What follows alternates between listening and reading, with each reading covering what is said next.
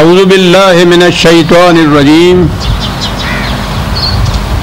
بسم اللہ الرحمن الرحیم۔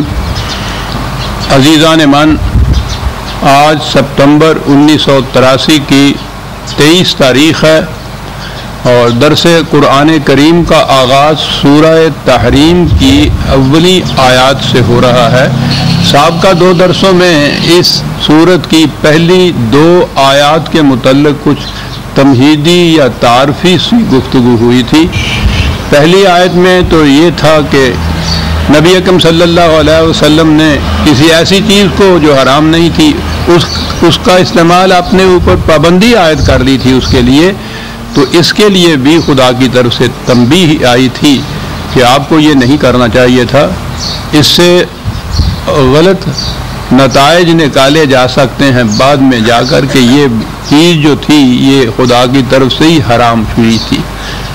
یہ سب چیزیں تفصیلی گفتگو سابقہ درسوں میں ہو چکی۔ دوسری آیت جو ہے اس میں یہ تھا کہ خدا نے کوئی رازدارانہ طور پر کوئی بات اپنی کسی بیوی سے کہی،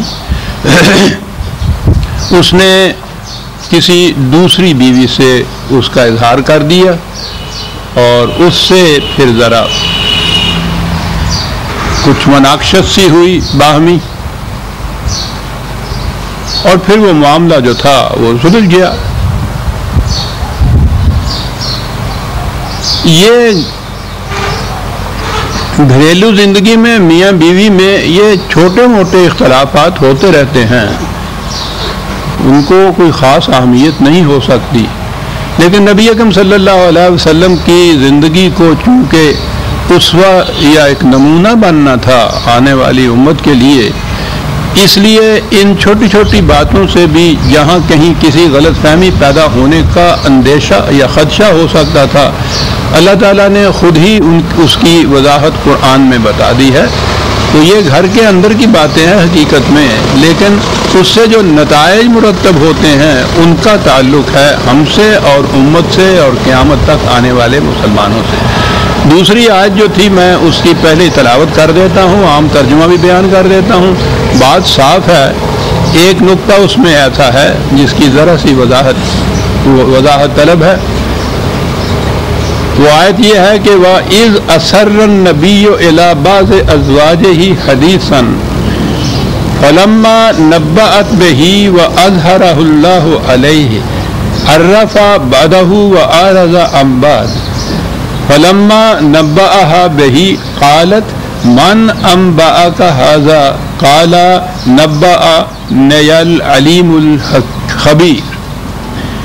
نبی نے اپنی بیویوں میں سے کسی ایک سے کوئی بات کہی، اسرہ کے لفظ کے اندر یہ بات آ گئی کہ وہ رازدارانہ طور پہ کوئی بات کہی تھی، وہ کسی دوسرے کو بتانا نہیں چاہیے تھا، تو اس نے کسی اور کو بھی بتا دیا۔ تو جب نبی اکرم صلی اللہ علیہ وسلم کو اس کا علم ہوا، یوں کہیے ترجمے یا معنی کے اعتبار سے، تو آپ نے اپنی پہلی اس بیوی سے کچھ بات تو بتا دی کہ اتنی سی بات مجھے معلوم ہوئی ہے، باقی یہ چیز جو تھی کہ کس نے یہ کہا ہے، کس نے بتایا ہے، غالباً یہ بات تھی کہ جو نہیں کہی گئی۔ قرآن نے اتنا ہی کہا ہے کہ اس کی کچھ بات اس سے کہہ دی اور کچھ بات نہ کہی۔ تو اس نے پوچھا کہ آپ کو یہ کیسے علم ہوا؟ تو یہ جو قرآن کے الفاظ ہیں وہ تو یہ ہے کہ مجھے یہ بتایا ہے علیم الخبیر نے۔ تو یہ وہ نقطہ تھا، تو میں نے کہا تھا تھوڑا سا وضاحت طلب ہے، اگرچہ آپ احباب تو آپ برسوں سے درس سنتے چلے آ رہے ہیں، آپ کو تو دقت نہیں ہوگی اس قسم کے سمجھنے کی۔ بعض نے تو یہ کہا ہے کہ یہ العلیم الخبیر سے مراد ہی وہ بیوی تھی جس کو اس کا علم تھا، جس کو اس کی خبر تھی، لیکن اس کے متعلق یہ بھی کہا جاتا ہے کہ چونکہ یہ العلیم اور الخبیر ہے، یہ ہو سکتا ہے کہ خدا نے مجھے بتایا معنی کے اعتبار سے۔ تو یہاں یہ بات ہوتی ہے یہ پیدا کہ خدا نے جو بتایا وہ تو وحی ہوتی ہے اور وحی تو قرآن میں ہی آتی ہے، تو قرآن میں تو اس کا ذکر نہیں ہے۔ تو یہ بات اصولاً سمجھ لینی چاہیے کہ قرآن کریم کا ایک اسلوب اور انداز یہی بھی ہے کہ جو چیزیں عام حالات میں عام طور پر فطری طریق کے اوپر بھی کچھ معلوم ہوتی ہیں، ان کی نسبت خدا کی طرف کر دی جاتی ہے۔ بے شمار مقامات ہیں قرآن میں، اور میں نے تو اس پہ ایک پورا مقالہ لکھا تھا طلوع اسلام میں جو شائع کیا تھا، اسی غلط فہمی کو دور کرنے کے لیے کہ جو اس انداز سے ہوتی ہے کہ ان چیزوں کو خدا کی طرف منسوب کر دیا جاتا ہے اور پھر بات بنتی نہیں ہے تو طرح طرح کی تعویلات ہوتی ہیں۔ اسے ذہن میں رکھیے۔ میں وہ مختلف مقامات اس وقت نہیں پیش کرنا چاہتا، بڑی تفصیل سے میں نے وہ مقالہ لکھ دیا تھا۔ تقدیر کی گرہیں غالباً اس کا عنوان تھا، طلوع اسلام میں شائع ہوا تھا۔ اس کے علاوہ کئی اور مقامات بھی ہیں کہ وہ چیز جو انسان اپنی طرف سے کرتا ہے یا خدا کی دی ہوئی صلاحیت کی بنا پر کرتا ہے، اسے خدا اپنی طرف منسوب کر لیتا ہے۔ اس کی بین مثال مثلا سورہ مائدہ کی آیت 4 ہے، 5ویں سورت کی 4تھی آیت، جس میں یہ کہا گیا ہے کہ تم شکاری کتوں کو یا شکاری پرندوں کو سدھاتے ہو شکار کرنا اس علم کی بنا پر جو خدا نے تمہیں دیا ہے۔ اب ظاہر ہے کہ شکاری کتوں کو سدھانے کا علم تو خدا نے کسی کو براہ راست نہیں دیا ہے۔ یہ کیا بات ہے جی؟ وہ علم جو خدا مما علمکم اللہ وہاں ہے، وہ علم جو خدا نے تمہیں جو سکھایا ہے اس سے تم اپنے ان کتوں کو سدھاتے ہو، پرندوں کو سدھاتے ہو۔ میں نے ایک مثال یہ عرض کی ہے کہ یہ چیز جو ہے فطری طور پہ بھی جو چیز انسان اخذ کرتا ہے، حاصل کرتا ہے، جس کا علم حاصل کرتا ہے، اسے بھی خدا اپنی طرف منسوب کر لیتا ہے۔ میں یہ چیز کسی دوسرے وقت پہ عرض کروں گا کہ اسے اپنی طرف وہ کیوں منسوب کرتا ہے اور کن حالات میں منسوب کرتا ہے۔ یہ بین مثال تو موجود ہے نا کہ شکاری کتوں کو جو سدھاتے ہیں تو وہ طریقہ ہوتا ہے جو انہوں نے یا تو اپنے بزرگوں سے سیکھا ہوتا ہے، استاد سے سیکھا ہوتا ہے، یا اپنے طور پہ ہی اس کو اخذ کیا ہوتا ہے یا مرتب کیا ہوتا ہے۔ لیکن خدا یہ کہتا ہے کہ اس علم کی بنا پہ تم سکھاتے ہو جو اللہ تمہیں دیتا ہے۔ تو یہ ایک مثال، یا علامہ بالقلم جو قرآن نے کہا ہے، خدا نے تمہیں قلم سے لکھنا سکھایا، تو اب سیدھی بات ہے کہ خدا تو نہیں سکھاتا نا یہ اس طرح قلم سے لکھنا۔ یہ کیا بات ہے؟ اس کے معنی ہوتے ہیں کہ جو صلاحیت خدا نے تمہارے اندر رکھ دی ہے اس بنا پہ تم ایسا کرتے ہو۔ اگر یہ ذہن میں بات رکھ لی جائے تو بہت سے مقامات صاف ہو جاتے ہیں۔ وہ میں نے عرض کیا ہے نا کہ یہ موضوع ایسا ہے کہ اگر تفصیل میں میں جاؤں اس وقت نہیں جا سکتا، کبھی اور عرض کروں گا کہ آخر میں علت العلل یا مسبب الاسباب، دا فرسٹ کاز جسے آپ کہیں گے، کڑیاں میں لاتے چلے جائیے تو آخر میں یہی بات ہوگی کہ وہ خدا کا عطا کردہ صلاحیت ہوتی ہے جس کی بنا پہ انسان کرتا ہے۔ کبھی اس کو خدا اس انسان کی طرف منسوب کر دیتا ہے، کبھی خدا اپنی طرف منسوب کر لیتا ہے۔ تو بہرحال یہ جو کہا حضور کی زبان مبارک سے کہلایا گیا کہ مجھے سکھایا علیم و خبیر نے، تو یہ وحی کی روح سے ایسا نہیں تھا، کیونکہ قرآن میں یہ نہیں ہے اور وہی قرآن ہی کے اندر ہے۔ بہرحال بات آپ نے یہ کہہ دی کہ مجھے یہ علم ہو گیا اس کے متعلق۔ میں نے جیسا عرض کیا ہے اس قسم کے اختلافات میاں بیوی میں ہوتے رہتے ہیں، لیکن قرآن گھر کی زندگی کو پورا پرسکون بنانا چاہتا ہے، بڑا خوشگوار رکھنا چاہتا ہے۔ اسے وہ جنت کہہ کے پکارا ہے اس نے سورہ بقرہ میں۔ اس زندگی کو جو گھر کی زندگی سکون اور مودت اور رحمت اور سکینت کی زندگی ہو، اسے اس نے جنت کہہ کر پکارا ہے۔ تو اس جنت کی زندگی میں اگر ذرا سی بھی کہیں خلش واقعہ ہو جائے، تھوڑی سی بھی پھانس چپ جائے، تو وہ بات باقی رہتی نہیں ہے۔ یہ واقعات اس لیے بتا دیے ہیں کہ اور تو اور رسول کی زندگی میں بھی ایسے واقعات آ گئے تھے، آ سکتے تھے، کہ جس میں کچھ اختلاف گھر میں پیدا ہو سکتا. اختلاف کو سلجھانے کی شکلیں قرآن نے بتا دی ہیں، اور اگر کوئی صورت ایسی باقی نہ رہے تو ہمارے لیے اس کے اندر تلقین یہ ہے کہ بجائے اس کے کہ تم گھر میں مناقشات اور اختلافات کی زندگی جہنم کی بسر کرو، بہتر یہی ہے کہ پھر الگ ہو جاؤ. کیونکہ ازدواجی زندگی تو ازدواجی اس وقت تک ہی رہے گی جب کامل ہم آہنگی ہو میاں اور بیوی کے اندر. اور بات یہاں یہ کہ وہ جو ہمارے ہاں یہ ہے نا کہ وہ جو طلاق جو ہے وہ عورت کہتی ہے کہ میں تو خودکشی کر لوں گی، مر جاؤں گی، اس جہنم میں زندگی بسر کر لوں گی، یہ عذاب برداشت کر لوں گی، میں طلاق کی زندگی نہیں. متعلقہ ہمارے ہاں بھی بڑی بڑی مذموم نگاہوں سے دیکھا جاتا ہے اسے. یہ سارا ہندو معاشرت کا اثر ہے، کیونکہ ان کے ہاں تو طلاق کا تو سوال نہیں ہے، بیوہ تک کی شادی نہیں ہو سکتی.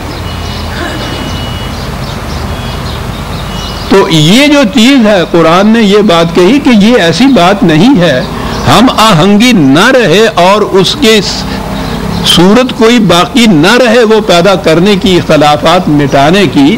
تو اس قسم کی گھر کی زندگی کے مقابلے میں بہتر یہ ہے کہ الگ ہو جاؤ، اور اگر ضرورت ہے پھر شادی کرنے کی ازدواجی زندگی کی تو ہم آہنگ اور ہم خیال اور ہم مسلک اور ہم عقیدہ، ہم نظریہ، ہم مزاج، ہم طبیعت، دو بیویاں اور ہیں، عورتیں اور ہیں، ان سے شادیاں کر لیجئے.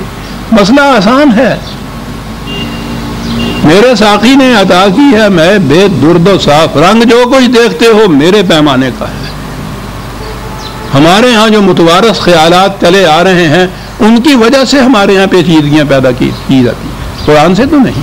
اور پھر اگلی بات جو قرآن نے کہی ہے سورہ نساء میں ہی ہے کہ اگر تمہیں یہ چیز کا خوف ہو کہ اس طرح سیپریشن سے، طلاق سے، علیحدگی سے مشکل ہو جائے گی، معاشی مشکل ہو جائے گی، دقتیں ہو جائیں گی، خاص طور پہ عورت کو یہ خیال آئے گا، اور یہی وہ خیال ہے جس کی وجہ سے وہ اس جہنم کی زندگی کو ترجیح دیتی ہے علیحدگی کے اوپر. یہ کل کو کھائے گی کہاں سے وہ.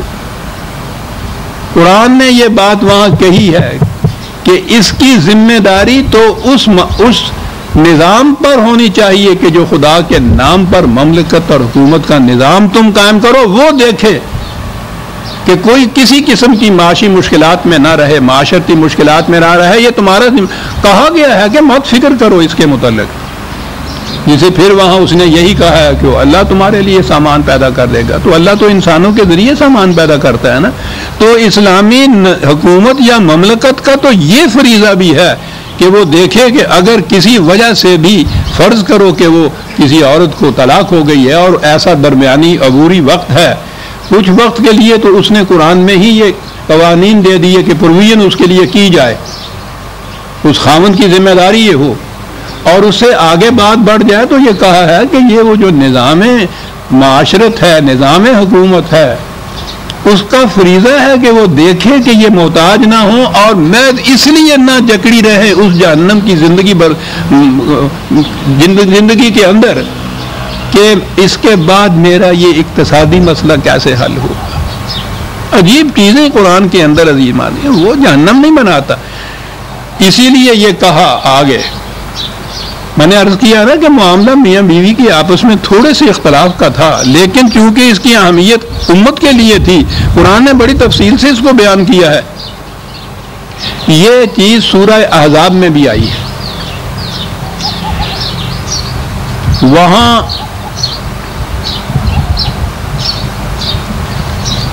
اگر حوالہ ہے میرے پاس تو ابھی میں عرض کر دیتا ہوں.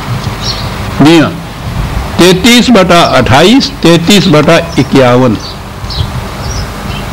وہاں بھی یہ چیز آئی ہے. ازواج مطہرات کی طرف سے ایسا نظر آتا ہے کہ کچھ مطالبہ تھا. وہ مطالبہ کیا تھا؟ یہ اس زمانے میں حضور کے ہاں پروٹیکشن کے لیے، حفاظت کے لیے یہ آئی تھیں. قریباً ساری، کوئی بیوہ تھی، کوئی متعلقہ تھی، کوئی چھوڑی ہوئی تھی، محتاج تھی، لیکن تھیں بہت اونچے گھرانوں کی. حضور کے اس دامن عافیت میں انہوں نے پناہ لی. زندگی جیسی تھی وہ تو معلوم ہے. بعد میں ایک حکومت ملی، مملکت ملی، 10 لاکھ مربع میل کی مملکت کے سربراہ تھے. نظر آتا ہے کہ جیسا کہ طبی طور پہ ہونا چاہیے ان ازواج مطہرات کے دل میں یہ بات پیدا ہوئی کہ ہماری زندگی کچھ آسائش کی ہونی چاہیے. یہی ہے وہ جو وہاں بات ہے. تو حضور نے فرمایا کہ اس گھر میں تو زندگی ایسے ہی بسر ہوگی، کیونکہ سربراہ مملکت اسلامیہ تو گیہوں کی روٹی اس وقت کھا سکتا ہے جب اسے یقین ہو کہ مملکت کے ہر فرد کو گیہوں کی روٹی ملتی ہے. تو یہ گھر تو غریب ترین گھر رہے گا معاشرے کے اندر. اب تم خود فیصلہ کر لو اس کے لیے. اب تمہیں شاید محتاجی بھی نہ ہو، تمہیں اور سہارے مل سکتے ہوں، آسرے مل سکتے ہوں، تو میری طرف سے اجازت ہے، تم وہاں جا کے خوش رہ سکتی ہو. تو میں تمہارے راستے میں حائل نہیں ہونا چاہتا، تم چلی جا سکتی ہو، کوئی بات نہیں. یہ بھی بڑی اہم چیز ہے کہ اگر ایسی صورت پیدا ہو جائے اور بیوی یہ کہے کہ میں ان حالات میں یہاں نہیں رہنا چاہتی، قرآن نے کہا ہے کہ حضور نے فرمایا میں نہایت خوش دلی سے، خندہ پیشانی سے تمہیں رخصت کر دوں گا، بڑی عمدگی سے رخصت کروں گا تمہیں. تو ایسے وقت میں خود خامند کے لیے ضروری ہے کہ وہ بڑی خندہ پیشانی سے علیحدگی اختیار کرے. اور خدا کی طرف سے یہ کہا جا رہا ہے ان ازواج کو جو بھی وہ تھی. تو جیسا میں نے پچھلی دفعہ بھی کہا تھا کہ ہماری تو صورت یہ ہے کہ یہ جو قرآن نے اس کے اندر سے نکات بیان کیے یا ہمارے لیے جو تعلیم دی، ادھر تو کسی کی نگاہ نہیں جاتی. قریش ساری یہ ہو رہی ہے 1000 برس سے کہ وہ کون سی بیوی تھی جس نے یہ کیا، اور وہ کون سی تھی جو اس کے راز میں اندر شریک ہوئی. چلے جا رہے ہیں صاف اس کے اوپر، کتابوں کی کتابیں لکھی چلی جا رہی ہیں. یعنی جس بات کو تو قرآن نے بتایا نہیں، حضور نے خود نہیں وہاں کو نام لیا. اب وہی جو میں نے پچھلا درس بڑا اہم تھا اس اعتبار سے کہ آپ کو معلوم ہے کہ رجوع کہاں کیا جائے گا. وہ وضعی احادیث بنا دی گئی، ایک تاریخ لکھ دی گئی اس کے متعلق 250 سال کے بعد، اور وہ جو اوریجنل سورس کوئی ہو سکتا تھا معلومات حاصل کرنے کا، مدینے کی مملکت کا ریکارڈ، وہ سارا تلف کر دیا گیا. مجبور کر دیا امت کو کہ ان کے لیے صرف یہی چیزیں جو انہوں نے وضعی طور پہ بنائی تھی، یہی ان کے لیے سرچشمہ رہے معلومات کا. اور اس میں یہ اب داستانیں شروع ہو گئیں، حدیث کی کتابوں میں بھی، تاریخ میں بھی. کون سی یہ بیویاں تھیں؟ پھر چلے آگے قصہ تو جو خود ہی پھر طے کرنا ہو، تو پھر اس کے بعد جس کا جی چاہے جو کچھ جی چاہے کہتا چلا جائے. بہرحال خدا نے یہ کہا کہ ہمیں معلوم ہے کہ تمہارے دل میں اس کا احساس تو پیدا ہو رہا ہے کہ یہ غلط بات ہو گئی. تو جب احساس پیدا ہو گیا ہے تو عجیب بات ہے، تو پھر کھل کے اعتراف کرو، معاملہ صاف ہو جائے. یہ جو ہے نا ان تتوبہ الی اللہ، توبہ کرنا، یعنی یہ بات کہ تمہارا دل جو ہے وہ تو مائل ہو رہے ہیں، تو ہوتا ہے نا ایسے میں کہ پھر اس کا کھلے بندوں اعتراف اور اظہار کرنا. تو کہا جب یہ چیز ہے تو پھر بات صاف کر لو، معاملہ صاف ہو جائے گا. اور اگر اس کے باوجود تم آپس میں یہی سمجھتے ہو کہ نہیں رسول کی مخالفت ہی کرنی ہے، تو پھر ٹھیک ہے، اس کے بعد وہ علیحدگی ہو جائے گی. یہ سوچ رکھو کہ تمہاری اس علیحدگی سے رسول اللہ صلی اللہ علیہ وسلم، رسول ہمارا تمہارا محتاج نہیں ہے. اس کے تو دوست دار، اس کا ہیلپر، اس کے مددگار، اس کے والی خدا ہے، جبریل ہے جو وحی لاتا ہے، مومنین ہیں، ملائکہ ہیں، وہ سب اس کے مددگار ہوں گے. اس لیے یہ بات نہیں ہے کہ اسے کوئی احتیاج ہے کہ وہ اس قسم کی زندگی کا اختلاف ہی کی ہو، مجبور ہو جائے بسر کرنے کے اوپر. یہ بات نہیں ہے، نہ تم مجبور ہو نہ وہ مجبور ہوگا. عسیٰ ربہ ان طلقکن ان یبدلہ ازواجا خیرا منکن مسلمات مؤمنات قانتات تائبات عابدات سائحات سیبات و ابکارا. اگر معاملہ سپریشن تک پہنچ گیا، علیحدگی تک پہنچ گیا، تو پھر وہی بات آ گئی. بات تو یہ تھا کہ رسول اللہ صلی اللہ علیہ وسلم کو اور بیویاں مل جائیں گی. کہا یہ کہ خدا ان کی جگہ اور بیویاں تبدیل کر دے گا. دیکھا نا وہی پھر بات جو میں نے عرض کیا ہے. اب یہاں سے پھر وہ بات چلی، وہ جو ہمارے ہاں کے قادیانی نبی نے بتائی کہ آسمان پہ نکاح ہو جاتا تھا. وہ کہتے ہیں نا یہ جو خدا نے کہا کہ ہم تمہارے لیے اور بیویاں بنا دیں گے، تو وہ خدا نے بنائی تھی، اصل میں رسول کا اس میں کوئی چارج نہیں تھا.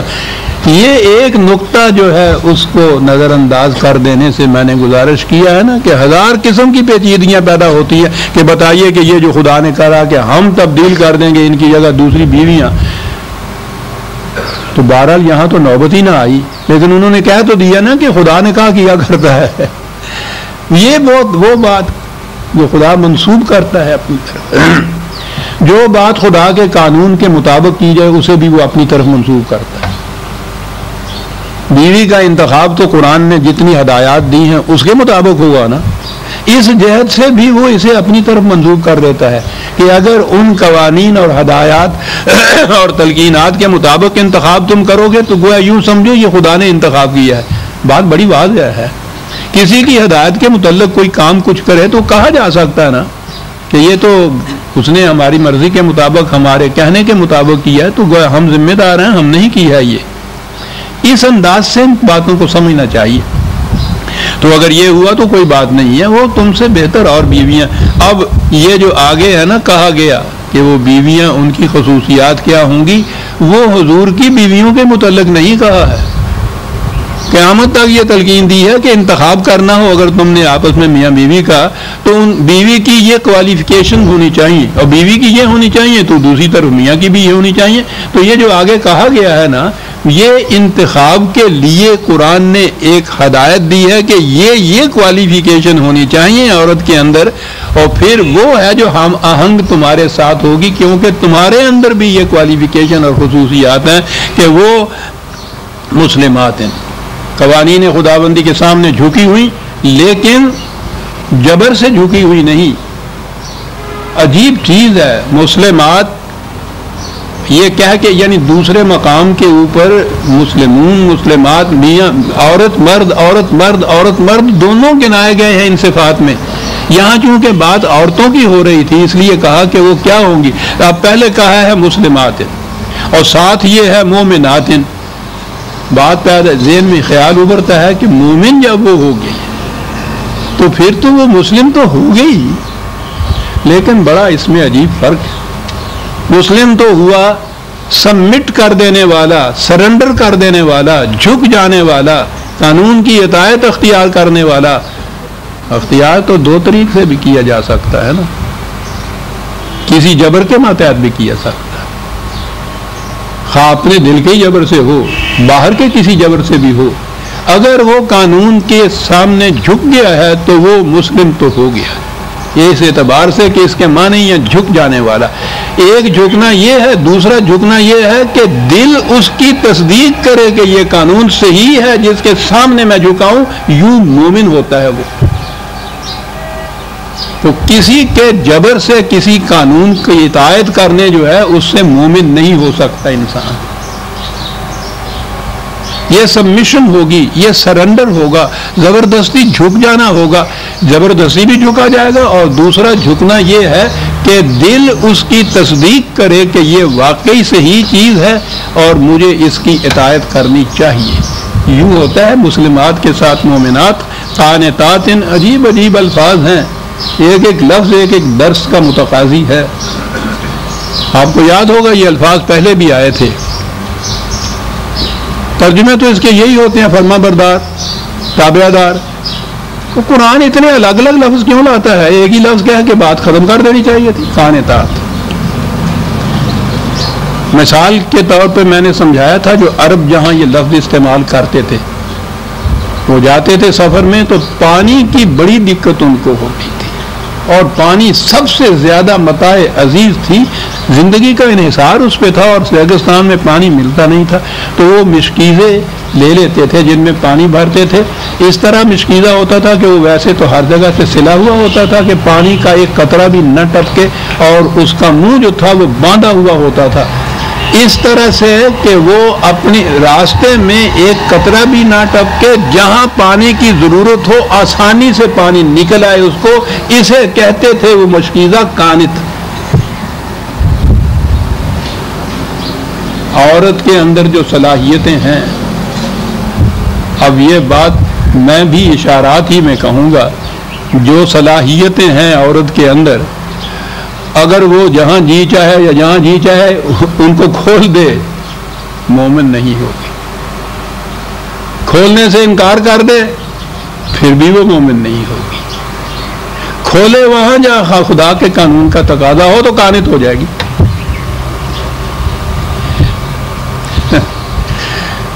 میں پھر بار بار عرض کرتا ہوں، قرآن کے الفاظ پہ بڑا غور کیجیے اور معاف رکھیے اگر میں کہہ دوں، میں نے آپ احباب کی یہ محنت جو ہے اس کو بچا لیا ہے لغات القرآن لکھ کر۔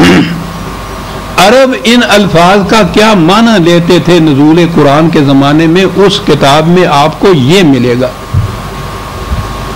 اور وہیں سے قرآن کے جب یہ الفاظ کے معنی آپ متعین کر لیں گے بڑا آسانی سے قرآن کا مطلب سمجھ میں آ جائے گا۔ پھر بہرحال قانتات تائبات، ٹھیک ہے، کبھی کبھی کچھ لغزش ہو جاتی ہے، قرآن انسان کی اس کمزوری کو اعتراف کرتا ہے کہ یہ ہوتا ہے، لیکن ایک تو یہ ہے کہ لغزش ہو اور اس پہ اصرار کر کے جمع رہے، وہ کہتا ہے یہ تو گیا جہنم۔ دوسرا یہ ہے کہ لغزش کے بعد احساس ہو جائے کہ یہ غلطی ہو گئی، ندامت ہو جائے، اس کے بعد پلٹ آئے، اس سے چھوڑ دے اس کو، تو اسے توبہ کہتے ہیں۔ کہا کہ یہ ٹھیک ہے اگر کسی وقت وہ عورتیں جن میں یہ بھی صورت خصوصیت ہو کہ کبھی کسی طرح سے کوئی لغزش ہو جائے گھر میں، تو اس احساس کے بعد اس سے لوٹ آئیں۔ پھر ابھی کہا ہے نا کہ تمہیں احساس تو پیدا ہو گیا، کھلے بند بات کیوں نہیں کرتی؟ تو توبہ یہ ہوگی احساس کے بعد اس کا اعتراف کر لینا اور اس میں پھر اصلاح پیدا کر کے واپس اس مقام پہ آ جانا جہاں سے قدم غلط طرف اٹھا تھا۔ اسے عربوں کے ہاں توبہ کہتے تھے۔ تائبات عابدات بھی یہ مسلمات جھکنا ہی ہے، مومن تسلیم کرنا ہے، عبدیت کے اندر یہ چیز ہوتی ہے، یعنی وقف کر دینا اپنے آپ کو کسی مقصد کے لیے۔ عربوں کے ہاں تو چونکہ غلامی رائج تھی، غلام اپنے مقاصد نہیں رکھتا تھا، مالک کے مقاصد جو تھا ان کو بروئے کار لانے کا ذریعہ بنتا تھا۔ خدا نے جب عبد کہا ہے تو وہ بات غلامی کی تو نہیں، لیکن کہا یہ تھا کہ مومن وہ ہے جو اپنی زندگی کو خدا کے بتائے ہوئے مقاصد کے لیے وقف کر دے، جس طرح ایک غلام اپنے مالک کے مقاصد کے لیے اپنے آپ کو وقف کرتا ہے۔ یہ معنی ہوتے ہیں خدا کا عبد ہونے۔ اور سب سے بڑا عبد قرآن نے جو کہا ہے، رسول کو عبد کہا ہے۔ اب بھی اعلان جو کیا جاتا ہے 5 وقت میناروں کے اوپر سے، عبدہ و رسول، بلند ترین مقام جو ہے عام انسان کا تو ایک طرف، ایک رسول کا بلند ترین مقام جو ہے وہ خدا کا عبد ہونا ہے۔ عابدات سائحات، عورتوں کو ہمارے لیے تو یہ نا گھر میں بند ہوتی ہے، قرآن کے اندر یہ خصوصیت بھی بتائی جاتی ہے۔ سیر میں، باہر سفر میں ساتھ جانے والی قرآن نے خصوصیت بتائی ہے کہ وہ گھر کے اندر میں دال روٹی تک کے لیے ہی نہیں ہے، تو سفر میں جانا ہے، یاد میں جانا ہے، اس کے لیے ساتھ جانے والیاں، یہ بھی خصوصیت ہونی چاہیے۔ صحیح بات ہے، وہ اب کارن وہ کوئی بات نہیں۔ یہاں دوسری بات بھی کہہ دی، خواہ وہ غیر شادی شدہ بھی ہوں یا اس کے بعد شادی شدہ بھی ہوں، بیوہ ہوں، متعلقہ ہوں، وہ بات جو ہندوؤں کی معاشرت سے ہمارے ہاں گھر کر گئی کہ بیوہ اور متعلقہ جو ہے اس کے ساتھ شادی میں کچھ دل کے اندر کنیسی سی آتی ہی ہے۔ قرآن نے یہ رسول سے کے متعلق کہہ دیا کہ یہ بات نہیں ہے، وہ عورت ہوتی ہے، اگر اس میں یہ صلاحیتیں ہوں تو یہ ہے جس کے یہ انتخاب کرنا ہو تو اس میں یہ معیار اپنے سامنے رکھو۔ اور یہ کرنے کے بعد کہا، اب میں نے جو عرض کیا تھا نا کہ بات قرآن ایک خاص واقعہ کی بیان کر رہا ہے، نتیجہ اس کے بعد جو اخذ کرتا ہے وہ ہے جو پھر قیامت تک کے لیے تعلیم یا قانون بن جاتا ہے۔ اگلی آیت میں بات صاف ہو گئی، یا ایھا الذین آمنوا قوا انفسکم واہلیکم نارا، اے جماعت مومنین، اے امت مسلمہ، بچاؤ اپنے آپ کو جہنم کی زندگی سے۔ تو اپنے آپ کو بچانے کی بات نہیں کی، واہلیکم بھی کہا ہے،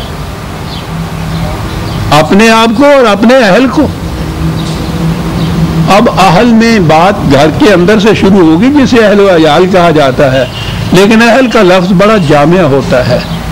وہ سارے آپ کے ہاں کی پارٹی کے لوگ بھی اہل ہوتے ہیں، آپ کے قوم بھی آپ کی اہل ہوتی ہے، ایک مملکت کے باشندے حکومت کے بھی اہل ہوتے ہیں. یہ لفظ ان تمام معانی کے لیے استعمال ہوتا ہے. تو قرآن نے کہا ہے کہ جو بھی تمہارے حلقہ ذمہ داری کے اندر آتا ہے، گھر کے انسان ہوں یا باہر کے بھی ہوں، سارے اہل ہو جائیں گے.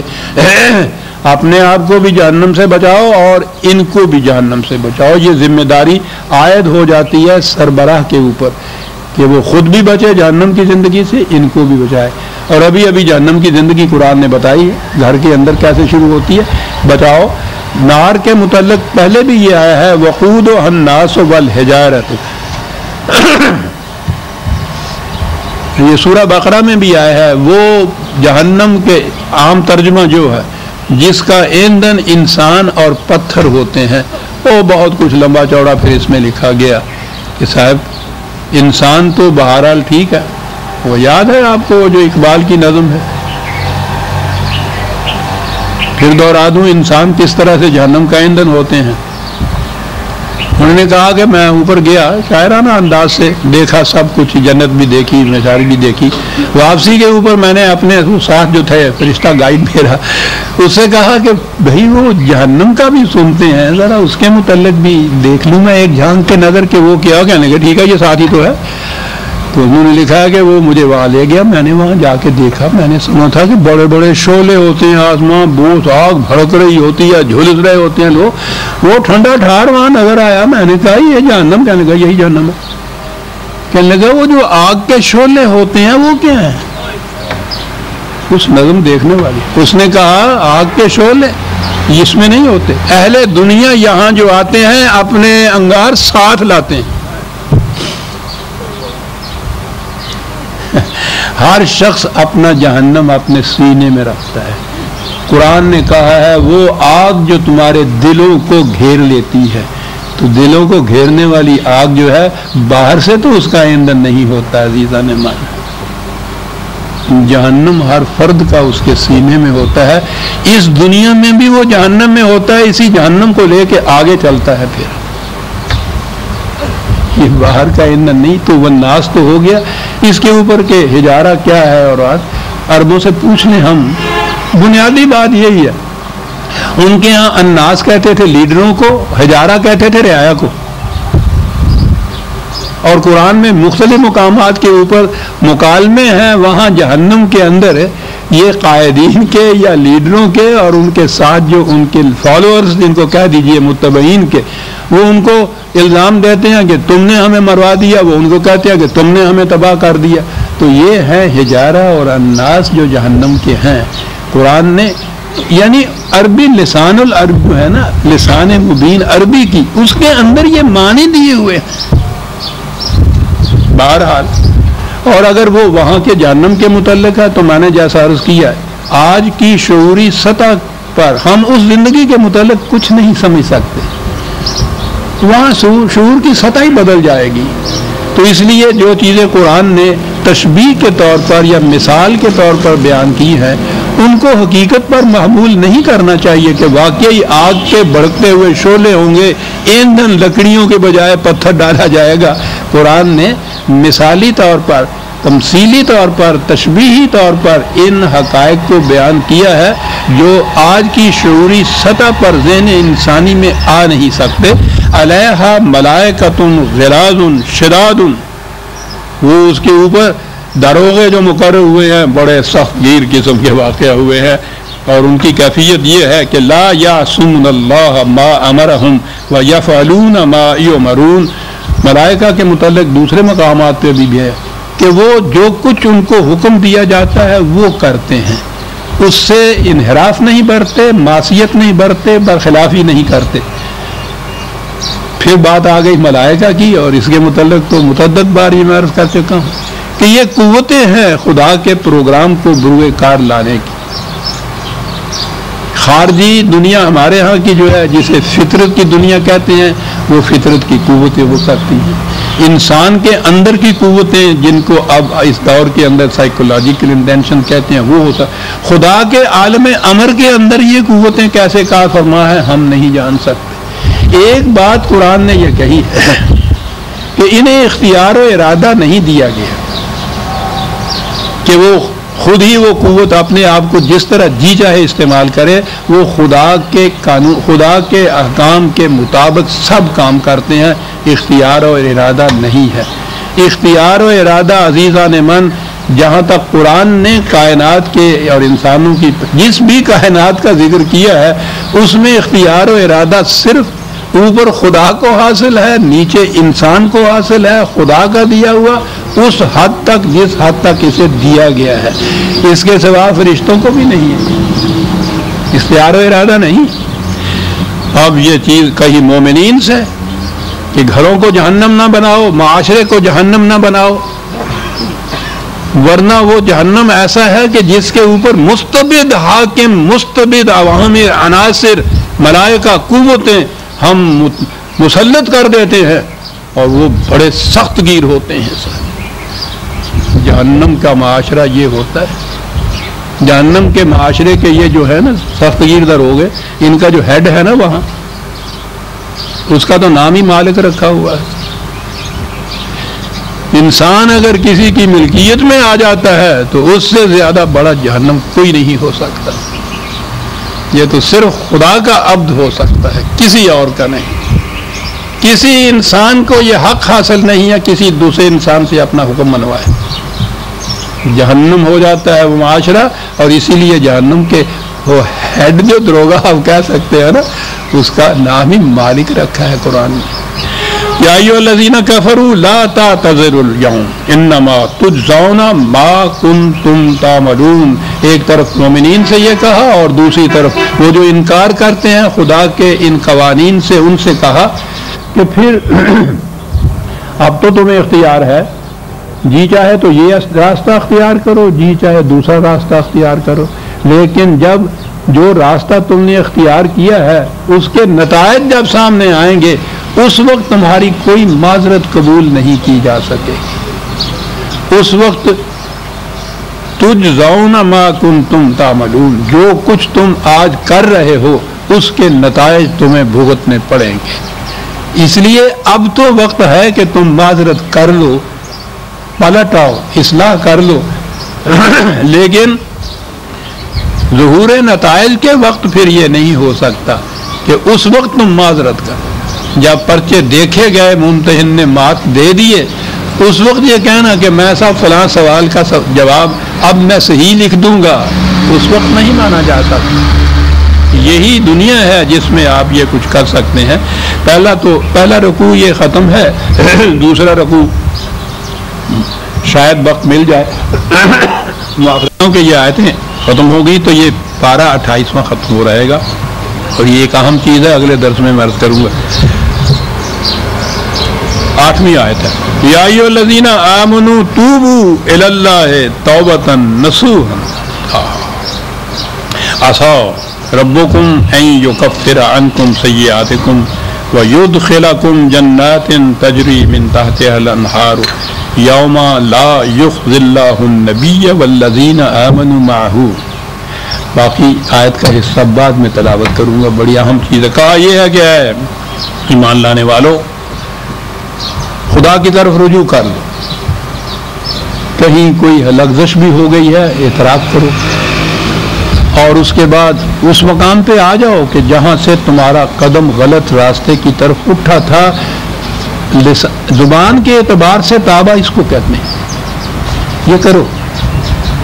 اب دیگر مقامات میں یہ کہا گیا کہ ایسے بات نہیں کہ آج کہا گیا کہ اعلیٰ میری توبہ، اور پھر اس کے بعد وہی بات، پھر کہہ دیا کہ نہیں صاحب میری توبہ، تو پھر وہی بات۔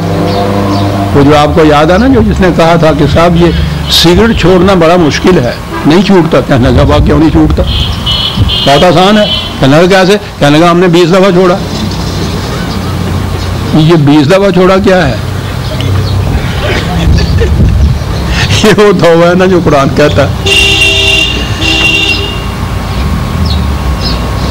کیا خوبصورت شعر ہے ریاض کا، اسی پہ 20 دفعہ چھوڑا ہے. جام میں توبہ شکن، توبہ میری جام شکن، سامنے ڈھیر ہے ٹوٹے ہوئے پیمانوں کا.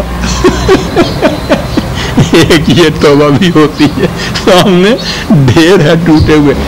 لیکن قرآن نے ایک لفظ استعمال کیا ہے، توبۃ نصوحا.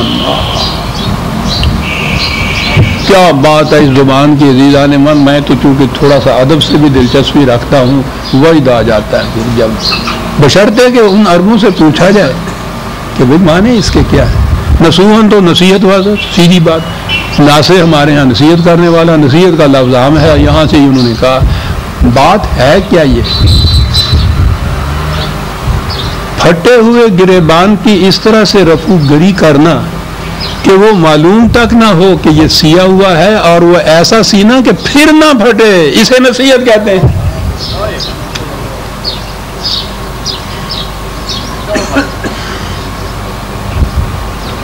ناسے کہتے درزی کو ہے، منسا سوئی کو کہتے ہیں، لیکن اس میں خلوص ہونا چاہیے.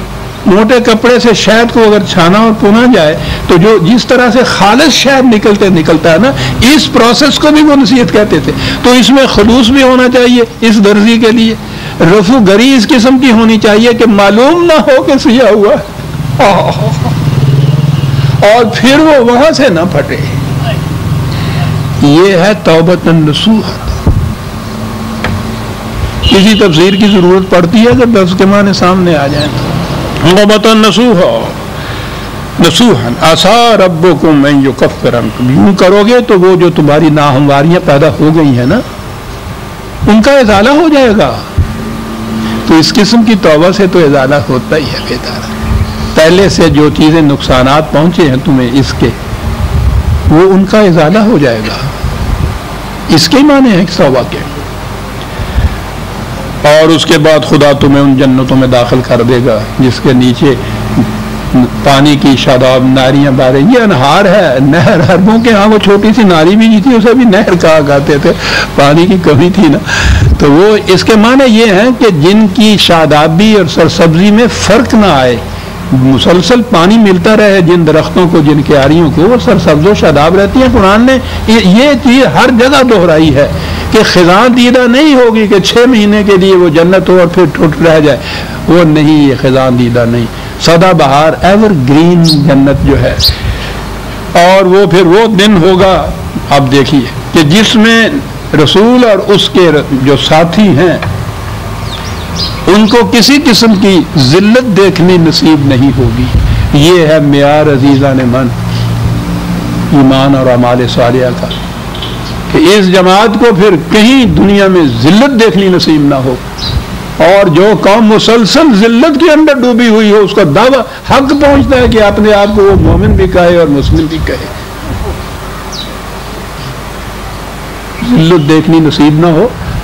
پھر اگلی بات یہ ہے کہ یہ زندگی قرآن کی روح سے جامد نہیں ہے، اسٹیگنیشن نہیں ہے، جمود نہیں ہے، ایک مقام پہ کھڑا ہونا نہیں ہے. ایک مقام پہ کھڑے ہونا، حرکت رک جانا، اس کے لیے تو جہیم ہے، جہنم کا لفظ ہے یہ جہیم. اس کے معنی یہ ہے کسی مقام پر کھڑے ہو جانا، رک جانا، حرکت باقی نہ رہنا. حرکت رہتی ہے. قرآن نے دوسری جگہ یہ کہا ہے کہ ہم نے تمہیں ایک ایسی شمع دی ہے کہ اس کو لے کے پھر دنیا میں چلو پھرو. یہ نہیں کہ تمہارا راستہ روشن ہو گیا ہے تو شمع کو لے کے کھڑے رہو کہ میرا راستہ تو روشن ہوا. اتنا ہی نہیں فریضہ تمہارا کہ تمہارا راستہ روشن ہو، تم نے دنیا کے راستوں کو روشن کرنا ہے. اس کو لے کے دنیا میں پھرو. اور جو قوم خود تاریکیوں میں ڈوبی ہوئی ہو، اس نے دوسروں کو راستوں کو کیا روشن کرنا ہے. یہاں اسی نور کے کہا نورہم یسعی بین ایدیہم و بایمانہم. ان کا نور وہ چل رہے ہوں گے دائیں بائیں سے، یعنی ایک تو سیدھا بھی روشن کرے گا. وہاں یہ ہے کہ ان کی پیشانیوں میں وہ ہیڈ لائٹ ہوگی، سامنے کا راستہ. دائیں بائیں کے راستے بھی روشن ہوتے چلے جائیں گے، راستے روشن ہوتے چلے جائیں گے. اور ان کی یہ آرزویں ہوں گی کہ یقولون ربنا اتمم لنا نورنا، یہ خدا ہمارے اس نور میں اور اضافہ کر دے، مکمل کر دے، اس کو اتمام کر دے نور کا. ساری دنیا جگمگا اٹھے، دہر میں اس میں محمد سے اجارہ کر دے، مکمل کر دے خدا۔ وہی پھر ہے، حرکت مسلسل رہے گی تو پھر یہ کیفیت ہوگی نا، ایک جگہ کھڑے ہو جانے سے تو بات نہیں رہے گی، خواہ نور ہی کیوں نہ ہو۔ کیسے ہو؟ واغفر لنا، کہیں اگر ہم سے بھول چوک ہو جائے ہمیں حفاظت میں رکھ، انکا علی کل شیء قدیر۔ ہمیں پتہ ہے کہ تم نے ویسے تو ہر شے کے لیے پیمانے اور قانون مقرر کر دی ہیں، لیکن یہ بھی تیرا قانون ہے کہ اگر کہیں بھول چوک سے لغزش ہو جائے اور اعتراف ہو جائے اور اصلاح ہو جائے تو جو اس کی وجہ سے نقصانات ہو چکے ہوتے ہیں ان کا بھی ازالہ ہو جایا کرتا ہے، یہ کر دے۔ ہاں، یا ایھا النبی جاہد الکفار والمنافقین واغلظ علیہم ومأواہم جہنم وبئس المصیر۔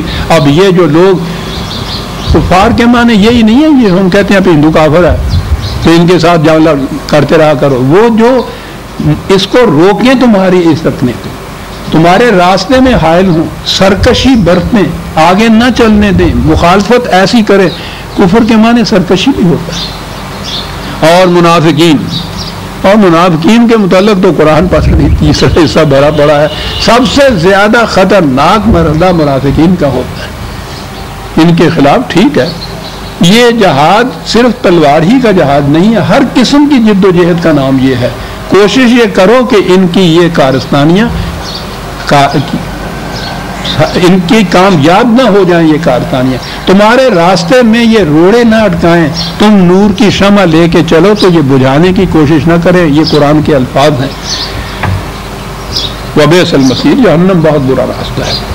اب دو آیتوں کے اندر عزیزان من تھوڑا سا وقت میں اور لے لوں گا۔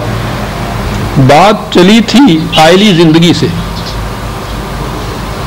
بات چلی تھی اپنے اپنے عمل کے نتیجے سے، جزا سے، بدلے سے۔ دو باتیں ہیں، بیویاں ہم آہنگ، اور دوسری چیز یہ کہ کسی دوسرے کا مومن ہونا، مسلم ہونا، اس کا نیک ہونا کسی دوسرے کو فائدہ نہیں دے سکتا، اور اسی طرح سے دوسرے کا بد کردار ہونا اگر یہ خود خوش کردار ہے تو اس سے مواخذہ نہیں ہوگا۔ یہ دو اصول تھے جو قرآن نے بیان کیے، بیویوں کے متعلق بھی اور اپنے اپنے اعمال کے متعلق بھی۔ اور ضرب اللہ مثلا للذین کفروا کفروا امرأۃ نوح وامرأۃ لوط، یہ جو کفار ہیں ان سے بیان کرو داستان ان کی، نوح کی بیوی کی اور لوط کی بیوی کی۔ یہ دونوں یہی نہیں کہ نیکوکار بندے تھے، نبی تھے، وہ ان کی بیویاں تھیں، لیکن مسلک نے ان سے ہم آہنگ نہیں تھی۔ چنانچہ دونوں کے متعلق قرآن میں آیا ہے کہ جب وہ تباہی آئی انہوں نے بیتیرا ان سے کہا کہ یہ ان کا مسلک چھوڑ دیے، یہ مسلک اختیار کرو، انہوں نے اختیار نہیں کیا، وہ ان کے ساتھ ہی تباہ ہو گئی۔ تو گویا قرآن نے بتایا یہ ہے کہ اگر مسلک میں کوئی بیوی کسی دوسرے یا میاں کسی دوسرے کے ساتھ ہو تو اس کے ساتھ اگر میاں یا بیوی نیک کردار ہے تو یہ چیز کچھ فائدہ نہیں دے سکتی۔ میاں بیوی میں بھی ایک دوسرے کے ساتھ یہ چیز فائدہ نہیں دے سکتی۔ حضرت نوح کی بیوی بھی پیچھے رہی، تباہ ہو گئی، حضرت لوط کی بیوی بھی پیچھے رہی، تباہ ہو گئی۔ کانتا تحت عبدین من عبادنا صالحین فخانتاہما فلم یغنیا عنہما من اللہ شیئا وقیل ادخلا النار مع الداخلین۔ وہ اگرچہ بیویاں تھیں ہمارے عبدوں کی، عباد کی، نبیوں کی، لیکن کیونکہ وہ ایمان اور اعمال صالحہ میں ان کے ساتھ نہیں تھی، ان کی بیویاں ہونا ان کے کسی کام نہ آیا اور وہ ان کے ساتھ جہنم میں داخل ہو گئی جن کا مسلک انہوں نے اختیار کر رکھا تھا۔ بیوی ہونا بھی نہیں بچا سکتا، اولاد ہونا بھی نہیں بچا سکتا، ماں باپ ہونا بھی نہیں بچا سکتا۔ دوسری طرف وہ کہا کہ انہوں نے یہ خانتاہ خیانت کی، اس کا ترجمہ کرتے ہیں اور پھر اس پہ چڑھاتے ہیں ردے۔ قرآن نے دوسرے مقامات پہ کہا ہے یہ بات جو تھی کہ انہوں نے یہ مسلک ان کا ایمان اختیار نہیں کیا تھا، وہ جہنم میں گئی۔ اگلا ہے ضرب اللہ مثلا للذین آمنوا امرأۃ فرعون اذ قالت رب ابن لی عندک بیتا فی الجنۃ ونجنی من فرعون وعملہ ونجنی من القوم الظالمین. فرعون کی بیوی فرعون مثال میں ایسے اہم بات، ادھر نبیوں کی بیویاں لایا ہے، ادھر اس کے مقابل میں سرکشوں کی بیویاں لایا. فرعون جیسا سرکش بیوی اس کی جو تھی، کہا وہ ایمان رکھتی تھی، وہ خدا سے دعا مانگتی رہتی تھی کہ یا اللہ اس ظالم سے میری نجات دلا، اس ظالم قوم سے میری نجات دلا.